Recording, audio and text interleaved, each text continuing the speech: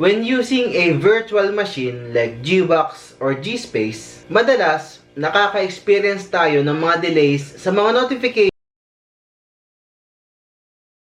Video na to, I'm going to help you resolve your Facebook and Messenger notification issues on your Huawei phone.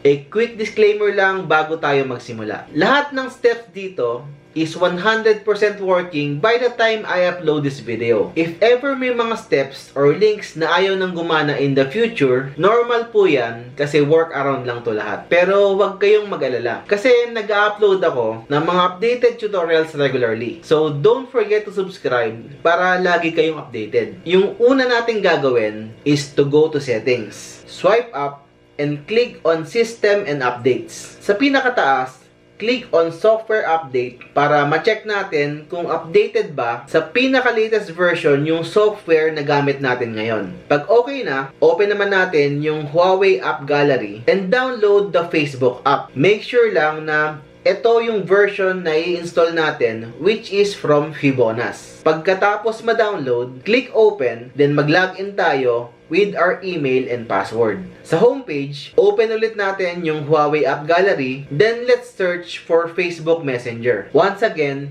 yung Messenger app from Fibonacci yung i-install natin. Once that's done, let's go back to settings, then click on notifications and status bar. Click nyo to, then sa next page, click this to show app notifications. Sa list ng apps, hanapin natin yung Facebook, then click on this arrow. Sa next page, make sure na nakatagel tong dalawang options na to allow notifications. Pag okay na, go back, and then ganun din yung gawin natin with Messenger. Finally, open ulit natin yung settings. Let's search for battery optimization. Sa list ng mga applications, hanapin natin yung Facebook and Messenger. And make sure na nakaselect yung don't allow. Pag naka-on kasi yung battery optimization, nire-restrict niya yung mga apps to ensure longer battery life, which may result in notification delays. So that concludes our tutorial and I hope nakatulong sa inyo. If you have questions or suggestions, leave a comment down below and I'll make sure to reply. So that's it.